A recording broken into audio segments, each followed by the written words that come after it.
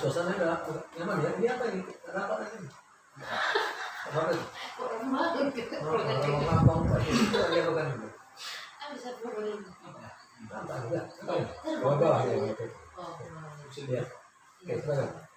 Terima kasih Pak. Kami dari calon guru PGK sedang masuk pada modul 31, yaitu bagaimana mempelajari tentang bagaimana pengambilan keputusan. Jadi kami di sini mempelajari bagaimana menjadi seorang pemimpin. Tugas kami adalah mewawancarai kepala sekolah tentang bagaimana pengalaman Bapak selama ini dalam pengambilan keputusan seperti itu Pak. Untuk itu kami akan mengajukan pertanyaan penunjuan yang sudah diambil berdasarkan kualitas kami. Ya, terima kasih atas kesempatannya. Saya akan mengajukan pertanyaan Pak. Selama ini Pak, pengalaman Bapak sebagai pemimpin, bagaimana Bapak mengidentifikasi kasus-kasus yang merupakan dilema etika atau hubungan moral? Ya, kasus apa kita lebih perlu sampaikan kepada kita semuanya. Bahwa dalam mengambil satu keputusan untuk masalah yang disebutkan tadi, tentunya aspek-aspek yang bersifat aturan yang harus kita ikuti itu perlu dipertimbangkan. Dari samping itu tentunya kita juga punya pertimbangan moral ataupun sosial mengambil satu keputusan, karena saya berprinsip dengan teori dalam keputusan itu memang ada garis-garisnya. Seperti mengambil satu keputusan tentunya kita harus mempertimbangkan aspek-aspek alternatif pemecahan masalah. Sebenarnya kita kan mengacu ke sana, ambil keputusan untuk mendapatkan sesuatu tujuan akhir yang baik. Itu ada prosedur-prosedur yang harus kita lalui. Prosedur yang sudah tertentu itu memang sudah ada garisnya. Tentu di samping keputusan yang sifatnya umum, tentu ada di atas itu keputusan yang diambil yang mempertimbangkan aspek moral. Dan kita terlepas dari kehidupan sosial kita sehari-hari, walaupun tugas itu yang bukan tanggung jawab utama kita harus kita tanggung jawabi, namun samping itu sebagai makhluk sosial kita melaksanakan tugas-tugas yang lain, tentunya ini harus menjadi pertimbangan dalam mengambil keputusan. Maka ambil jalur tengah, dengan aturan main itu seperti ini, aturan yang tidak boleh itu seperti ini, aturan sosial itu seperti ini, maka kita ambil yang paling aman, tidak boleh melanggar. Cuma sedikit barangkali kalau kita mengatakan tegas itu bukan harus kasar. Tegas itu dan tidak bisa diterapkan langsung. Ketegasan itu harus bertahap, step by step. Karena merubah iklim suatu sekolah ataupun suatu lingkungan yang kita pimpin itu tidak bisa secara drastis. Mengubah perilaku adalah merubah hal yang paling sulit karena menyangkut masalah perilaku. Jadi selalu memang panggilan moral lah yang terutama yang harus kita lakukan untuk membangun kesadaran agar bisa nanti yang terpilih itu masuk ke jalur yang benar itu atau jalur yang sesuai dengan aturan-aturan. Dan kali itu oleh pengantar secara umum yang saya sampaikan. Ya, terima kasih Pak. Jadi menurut Bapak kesimpulannya, jadi keputusan itu harus berpihak antara yang memutuskan dengan yang diputuskan. Ya. Jadi pertimbangannya tidak harus mengacu kepada aturan yang ada, tetapi harus melihat juga aspek-aspek lain yang menerima hasil keputusan itu. Itu kalau dari selama ini pengalaman yang saya ambil, agar tidak terjadi konflik langsung ketika itu terjadi ketidakterimaan dari keputusan yang kita ambil terhadap orang yang menerima keputusan itu. Tapi tetap kita akan awas, kita akan amati terus, observasi terus. Apa perilaku yang kita dapatkan dari keputusan kita ambil itu pasti itu harus kita adakan evaluasi. Lalu kalau seandainya keputusan itu mau ditingkatkan lagi harus dengan cara yang lebih tegas, dan kita harus lakukan itu. Iya Pak.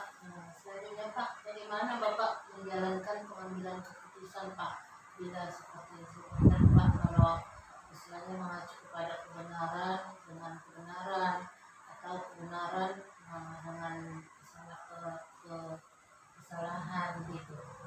Tapi dia sama-sama mengandung Kita masuk ke nilai pelajaran yang kebajikan. ke-6. Maksudnya seperti masalah yang sama-sama benar gitu Pak. Istilahnya contohnya ini Pak, anak-anak ada yang mengikuti lomba ini, sehingga dia fokus hanya untuk mengikuti lomba itu gitu Pak. Tapi jadi anak ini jarang masuk ke kelas, jadi tidak mengikuti pembelajaran. Jadi pada saat rapat kenaikan kelas, anak ini banyak yang tidak tuntas untuk anak ini gara-gara jarang masuk kelas. Sekarang kan anak ini dibimbing untuk mengikuti perlombaan ini Pak, untuk mengharumkan nama baik sekolah. Nah, Baik. Untuk hal seperti itu kita harus lihat dulu mereka itu tidak aktif dalam belajar bukan karena kegiatan yang di luar sekolah, tapi masih dalam tahapan mengembangkan kepribadiannya. Karena ikut lomba itu merupakan kompetensi juga bagi pengembangan kemampuan anak-anak itu. Jadi kalau kita melihat hal seperti itu, ada alternatif lain. Kalau anak-anak lebih banyak dia mengikuti perlombaan, mempersiapkan diri untuk perlombaan, mungkin kita harus memberikan tugas-tugas tambahan. Tugas-tugas tambahan secara seperti moduler kita berikan yang akan dikerjakan oleh si siswa ini di rumahnya. Jadi ada solusi yang kita ambil untuk menutupi kekurangannya tadi.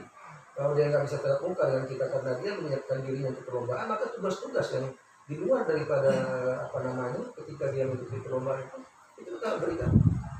Saya kira itu untuk itu. Jadi dua-duanya diperolehnya. Nilai akademik dari perolehnya, yang memang kemampuan pengembangan diri itu akan bisa dilakukan. Saya kira itu. Nanti ketika akhir pembelajaran dia akan dievaluasi, tentunya dua portofolio ini akan kita nilai. Misalnya tugas-tugas yang kita berikan bagaimana. Kemudian perkembangannya kita lakukan serius nggak dia? Kalau serius yang mengembangkan diri mungkin dia akan mendapatkan juara, walaupun tidak mendapatkan juara, tapi upaya yang dilakukan bisa kita nilai. Serius nggak dia melakukan pengembangan dirinya untuk membela alma maternya dalam mengikuti perlombaan itu. Pak, kemudian Pak, ketika Bapak diharapkan untuk mengambil sebuah keputusan, mohon Bapak ceritakan kasusnya seperti apa langkah-langkah yang Bapak buat atau prosedurnya seperti apa yang Bapak lakukan untuk mengambil keputusan. Ya. Untuk pengambilan keputusan tentunya ada hal-hal yang harus kita perhatikan, karena keputusan itu tentunya akan mengandung aspek negatif dan positif. Setelah kita ambil keputusan, tentunya ada aspek negatif dan positif yang akan berdampak terhadap keputusan yang kita ambil. Tentunya itu semua kita lakukan karena ini menciptakan sebuah persoalan. Artinya persoalan apa yang dihadapi? Kita harus identifikasi dulu apa persoalannya. Ini secara umum saja. Seperti tadi yang persoalannya, misalnya siswanya itu tadi ikut berlomba, kemudian dia banyak habis waktunya untuk mempersiapkan diri perlombaan. Namun secara akademis mungkin dia akan tidak mendapatkan jam yang cukup untuk menguasai kompetensi akademis yang mereka harus kuasai penuh. Lalu sebelum kita mengambil keputusan tentu akan kita melakukan rapat atau pertemuan membahas tentang apa sebaiknya keputusan kita ambil ya, terhadap masalah A atau solusi apa yang harus kita berikan kepada masalah yang kita hadapi. Yang terbaik tentunya bukan merugikan antara satu dengan yang lain tidak, tapi win-win solution. Saya kira itu adalah pertama kita lihat alternatif apa yang mungkin kita kita bisa lakukan. Kita identifikasi dulu persoalan dan ketahui anak ini ikut perlombaan ketika dia nanti ini untuk masalah maka kita ambil tadi jalan, yaitu dengan memberikan tugas-tugas ekstra tambahan kepada si anak yang mungkin bisa mengkompensasi pertemuan di kelas yang harus dia ikuti untuk menutupi kekurangannya dalam pertemuan itu. Saya kira tatap muka itu memang ya bisa saja dia masuk dulu pertama, setelah itu dia keluar, tapi diberikan tugas-tugas tertentu yang dikerjakannya di mana waktu yang lain itu kita terus pantau, kita evaluasi. Saya kira kan kita dapatkan nilai apa yang kita inginkan dari siswa itu. Perlombaan yang dia ikuti, dia siapkan dirinya, ini satu aspek yang mungkin kita akan lihat. Mungkin aspek lain mungkin kita bisa sisi lain aktivitas yang timbul masalah yang bisa kita identifikasi satu persatu. Saya kira itu terus nanti dievaluasi keputusan itu, dan tentunya ini evaluasi ini kita akan identifikasi kalau ini kita ambil ini yang terjadi, kalau ini kita ambil keputusan ini yang terjadi, maka kita adakan penilaian terhadap hasil evaluasi kembali. Maka kita harus perbaiki terus keputusan ke depan itu harus kita makan yang mana. Kita harus selalu mengadakan, ya kalau saya katakan try and error terus nih. Coba, salah, kita coba lagi, kita ambil, kita tingkatkan sehingga kita dapatkan suatu keputusan yang betul matang, yang memang merupakan win-win solution, yang tidak melanggar aturan dan memuaskan bagi yang menerima keputusan. Nah selanjutnya Pak, dari penjelasan yang sudah Bapak sampaikan tadi, jadi menurut Bapak secara pribadi sebagai seorang pemimpin, hal-hal apa saja yang Bapak anggap paling efektif dalam menyelesaikan keputusan yang berhubungan dengan kasus dilema etika? Ya, saya kira hal-hal yang perlu kita ambil ya untuk menyelesaikan kasus-kasus dilema etika,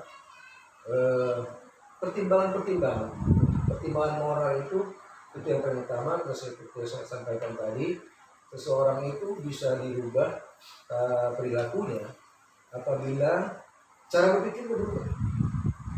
Jadi kalau cara berpikirnya berubah, kita mengajak pikiran mereka itu untuk melakukan perubahan pada dirinya, bukan dengan aturan yang kita buat. Karena setiap aturan yang dibuat jika tidak diterima oleh yang menerima aturan, itu adalah sesuatu hal pembangkangan. Jadi penyadaran itu lebih efektif daripada aturan yang terlalu mengikat. Kita tetap mengacu ke sana. Kita kembali lagi tetap mengacu pada aturan. Namun dalam hal penerapannya itu tidak bisa secara frontal. Itu. Jadi membangun kesadaran itu adalah mengubah perilaku dengan memberikan penjelasan dan gambaran. Ini dibuat dampaknya seperti ini. Dan yang perlu disadarkan adalah aturan yang dibuat diikuti, dampaknya itu untuk diri sendiri, bukan untuk si pemimpin sendiri. Nanti itu dampak si pemimpin, tapi yang pertama berdampak itu adalah kepada yang menerima keputusan itu. Gitu. Jadi itu harus kita kita budayakan bagaimana keputusan itu diambil dengan cara penyadaran kepada pihak yang menerima keputusan itu. Tapi kita tetap mengacu pada aturan-aturan yang ada, tidak melanggar hal-hal yang bersifat bersifat kasar ataupun yang betul-betul melanggar aturan yang telah ditetapkan oleh pemerintah. Iya, sangat menarik sekali Bapak penjelasan Bapak bahwasanya memang kalau merubah tingkah laku atau perilaku memang nggak bisa harus kayak dimonitor gitu Pak ya, diatur seperti itu. Tapi yang harus kita lakukan itu sebaiknya harus kesadaran penuh ya Pak ya. Memang harus dari dirinya sendiri dulu, baru bisa dengan melakukan yang terbaik seperti itu Pak. Nah, dalam pengambilan keputusan Pak, kira-kira tantangan apa saja yang pernah Bapak hadapi dalam pengambilan? Iya, dalam hal pengambilan keputusan yang tantangan yang diambil tentunya terkadang keputusan yang diambil tidak begitu matang pertimbangannya, tentu akan berdampak pada penolakan terhadap keputusan yang diambil. Menurut pengalaman saya kurang ingat sekali, tapi keputusan itu kadang-kadang ada yang kita ambil ikut memang yang menerima keputusan itu melakukannya, namun ada penolakan. Nah, dan hal itu harus kita dengan evaluasi keputusan yang kita ambil itu, maka kita lihat dampaknya bagaimana, maka kita akan bisa memperbaiki keputusan ke depan agar tidak mengambil keputusan yang tidak mempertimbangkan berbagai aspek moral, aspek spiritual mungkin juga kan begitu, kemudian aspek peraturan yang berlaku. Jadi kita harus tidak bisa memang harus kita ambil patokan ini secara itu kita tidak, saya kira tidak efektif. Tapi itu tadi, jangan katakan pemimpin yang seperti yang saya katakan, yang saya buat itu pemimpin yang tidak tegas atau pemimpin yang tidak Limplan. Ingat bahwa satu komunitas itu seperti di Johnstown mengubah budaya adalah sangat sulit. Budaya yang lemah lembut, budaya santun, itu kan dimulai dari seorang pemimpin. Jadi kalau seorang pemimpinnya itu bisa berperilaku bermoral yang baik, saya kira itu akan berdampak luas terhadap yang dipimpin. Jadi kalau saya katakan seorang pemimpin memang harus jadi teladan bagi yang dipimpin. Aspek moral mana yang dipilih? Sebagian besar daripada yang dipimpin. Kalau saya mengatakan kepada saya satu institusi seperti yang sudah saya lakukan selama ini, apa yang saya budayakan dalam hal pengambilan keputusan, apa yang saya pilih, keras, sedang, atau lunak. Saya selalu berpikir kalau keras dampaknya seperti ini, kalau lunak ini berbahaya juga. Sedang, tapi triknya harus ada, jangan sampai lari dari koridor yang ada. Kenapa evaluasi ya, pengontrolan juga perlu, tapi tidak kaku. Cara mungkin memonitornya, ada cara-cara yang memperpanjang tangan orang lain mungkin bisa, yang tentu tangan yang orang lain tadi yang melalui transfer kepemimpinan namanya. Seorang pemimpin utama di sekolah, misalnya kepala sekolah, dia kan punya wakil kepala sekolah. Wakil kepala sekolah itu dalam kepemimpinan seperti yang dipimpin karakter pemimpin kepala sekolah yang ada.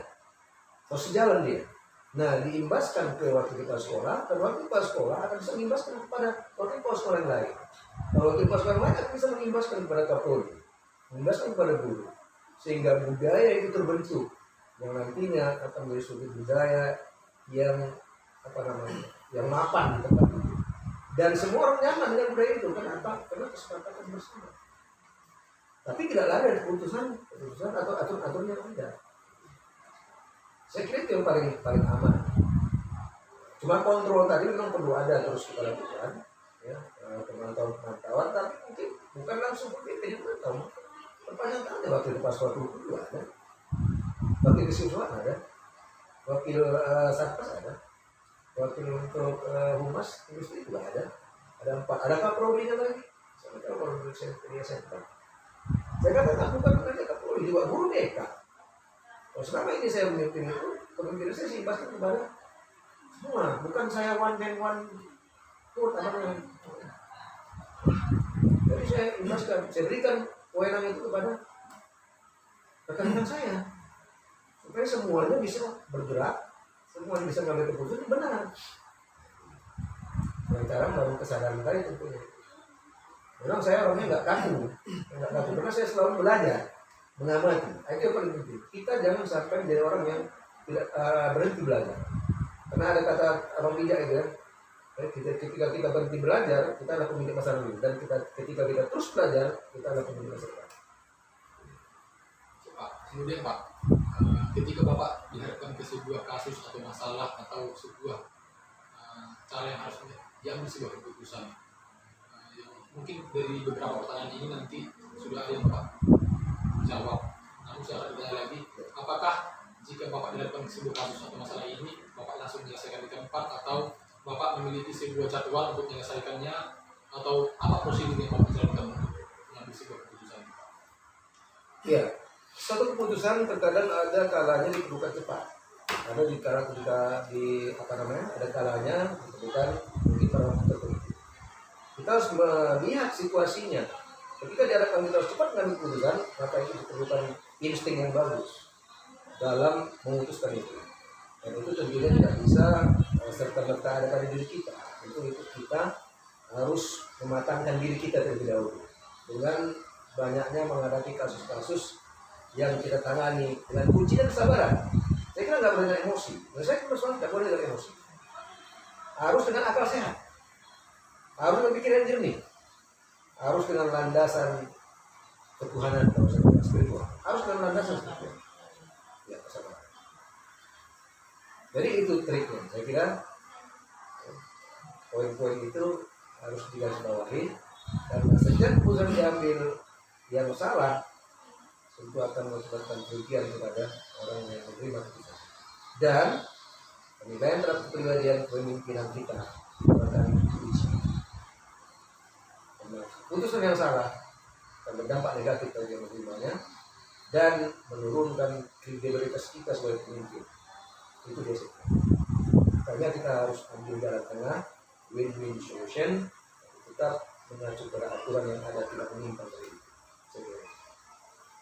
Nah, pertanyaan dari saya Pak, dari penjelasan yang tadi yang Bapak katakan, Bapak melibatkan semua pihak ya Pak ya dalam pengambilan Jelas. keputusan. Nah, ada nggak Pak faktor-faktor yang selama ini mempermudah Bapak dalam mengambil suatu keputusan yang berkaitan dengan identitas kita? Coba diulangi sekali lagi. Faktor-faktor yang mempengaruhi Bapak dalam mengambil suatu keputusan, baik itu melibatkan orang lain ataupun diri sendiri ataupun dari pengalaman-pengalaman Bapak yang Bapak alami sebagai seorang pemimpin Pak. Tentunya setiap keputusan atau pengambil keputusan pasti dari pengalaman kita itu ada yang berdampak negatif, ada yang berdampak positif. Itu ya. Dari pengalaman-pengalaman yang saya dapatkan bahwa keputusan-keputusan yang hampir seperti itu masalah dilema ini ya, itu antara benar dan benar. Saya kira hampir saya rasakan tidak ada ya resiko, saya kira juga ada, tapi kita sudah perhitungkan resiko itu. Itu tadi kalau kita matang menganalisisnya, kalau ini kita ambil ini risikonya, udah kita data gitu, udah kita inventarisir. Itu yang penting yang kita inventarisir. Kita memprediksi apa yang terjadi, kejadian yang buruk sekalipun harus kita hadapi. Kan begitu ya? Artinya kita kan harus punya insting masa depan. Insting masa depan itu kalau ini aku ambil ini kira-kira, itu saya selalu pikir seperti itu. Ini nanti ini nanti terjadi. Artinya kita kan harus guru ini harus juga membaca masa depan ini. Karena dia mempersiapkan siswa untuk ke depan. Kita hidup sekarang dan masa lalu, tapi anak-anak ini akan hidup di masa sekarang dan akan datang. Tentu tantangan mereka itu di masa akan datang itu harus kita bayangkan dan bisa kita beri gambaran kepada mereka. Ini akan mungkin terhadapi, ini akan mungkin terhadapi. Tentunya guru harus lebih bisa memprediksi apa yang terjadi. Begitu juga dengan keputusan diambilnya, kira-kira apa dampaknya dan harus disiapkan solusinya. Kira-kira begitu. Ada orang yang mengambil sebuah keputusan. Ya jelas. Kalau membantu mengambil sebuah keputusan, jelas seperti staf-staf yang wakil kepala sekolah itu ada. Dan terkadang memang ketika dia memilih atau saya iakan keputusan yang diambil itu, memang terkadang juga berdampak dilematis. Sementara saya tahu bapak itu nggak seperti ini gitu ya, dibilang oleh si A yang menerima keputusan itu. Tahu-tahu wakil saya menyampaikan yang lain begitu. Bisa saja itu terjadi. Ya. Dan saya ketika itu mengevaluasi, mungkin keputusan yang saya ambil terlalu lunak. Keputusan dibuat oleh wakil kepala sekolah saya lebih keras, tapi saya tetap menerima apapun keluhan-keluhan dari orang yang keputusan itu untuk bisa berdialog, mencarikan solusi bagaimana yang sebaiknya. Saya tidak pernah mengatakan wakil saya itu salah dalam mengambil keputusan, tidak. Ada benarnya dan memang itulah cara berpikir dia untuk bisa bersoal. Kita harus lurus pikiran kita karena setiap orang punya pemikiran yang berbeda. Dan orang yang menerima keputusan itu harus kita sadarkan. Itulah risiko dari suatu keputusan yang diambil oleh pemimpin yang mungkin diteruskan berbeda oleh yang teruskan yang menerima keputusan itu. Tapi selagi memang keputusan tidak berdampak terlalu negatif yang sifatnya permanen, saya kira itu memang harus kita toleran. Tapi kalau permanen dia berdampak itu harus segera mungkin kita cabut keputusan itu kalau itu berdampak memang ya, menyalahi aturan atau menyalahi bahkan aspek moral. Mungkin kita akan ya jangan segan-segan kalau pemimpin mengambil keputusan salah kita maaf. Itu adalah suatu hal yang harus dilakukan. Kalau pemimpin yang apabila mengambil keputusan salah misalnya, itu harus dilakukan dialog dan komunikasi. Itu Ya Pak, dari pengalaman saya juga kan Pak, melihat juga Bapak mungkin memang Bapak selalu terbuka istilahnya dengan masukan-masukan bahkan dari manapun gitu ya. Nah, dalam pengalaman Bapak, dalam pembelajaran yang Bapak bisa ambil dari selama ini mengambil keputusan itu kira-kira apa pelajaran yang bisa Bapak petik dari dalam mengambil keputusan? Ya saya kira keputusan yang diambil itu kalau menguntungkan bagi kedua belah pihak dan tidak melanggar aturan, saya kira dampak positif bagi kita masih tetap dihargai oleh orang-orang yang telah menerima keputusan kita, dan tentunya hal-hal tadi itu yang menjadi dasar pertimbangan dalam keputusan jangan terlalu 100% mengacu pada aturan, tapi di atas aturan-aturan yang ada itu ada kebijakan. Saya kira kebijakan itu juga perlu digarisbawahi, jangan sampai lari dari aturan. Memang terkadang dilematis kita. Ya contoh saja lah, saya katakan, seingat saya ketika saya memimpin dulu, ada keputusan ketika honor itu belum bisa terbayarkan. Sementara saya berpikir, dulu saya juga pengalaman sebagai honor lama, itu mungkin itu yang menjadi dasar pikiran saya. Saya sangat merasa guru ini perlu dibantu. Oleh karena itu saya putuskan untuk mencarikan solusi dari alternatif lain yang bisa membantu mencapai persoalan honor itu. Dan mudah-mudahan mungkin satu kali dalam seingatan saya yang terlambat sampai 3 bulan honor sudah terbayar. Karena itu mungkin sekali mungkin dalam 9 tahun. Yang lancar. Ya, yang lain itu lancar karena itu tadi saya berpikir tidak bisa membayar upah kerja seseorang ketika keringatnya sudah kering. Kalau bisa sebelum keringatnya sudah harus dibayarkan, karena kita sebagai pemimpin, sebagai pengguna anggaran, saya kira lebih leluasa untuk bisa mengambil keputusan, mencarikan solusi untuk masalah yang dihadapi. Kalau guru, saya kira dia skopnya kan mengajar, dan dia tidak memiliki kepercayaan orang lain untuk bisa menanggung orang lain. Tapi kalau seorang pemimpin satuan pendidikan, saya kira dia bisa dipercaya oleh orang lain di luar yang bisa menyelesaikan persoalan. Itu kan kebetulan, misalnya tundanya nanti 6 bulannya kamu gajian, atau 4 bulan nanti kamu gajian. Kebetulan itu, aku cairkan lah baru gajian, itu keputusan. Baru keputusan lain, udah nanti saya carikan solusi. Ya, karena kita mengajar dengan baik, dengan penuh tanggung jawab, saya akan carikan solusi.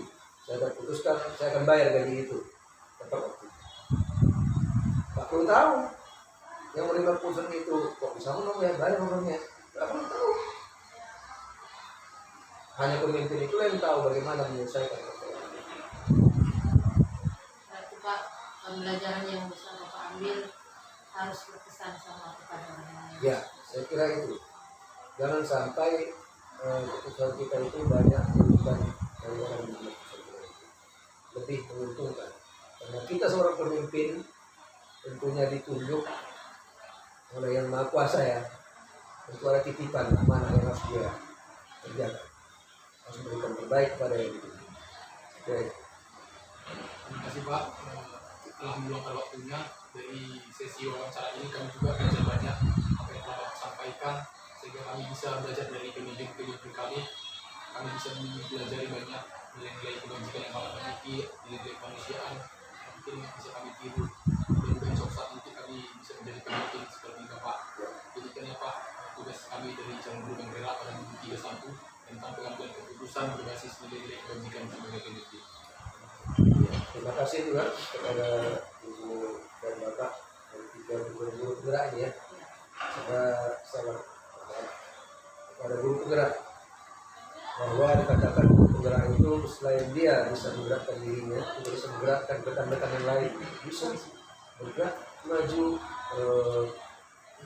membangun budaya sekolah yang kondusif, yang positif, yang bisa memberikan dampak kepada putra putri anak bangsa ini bisa menghadapi tantangan masa akan datang, terutama karakter mereka.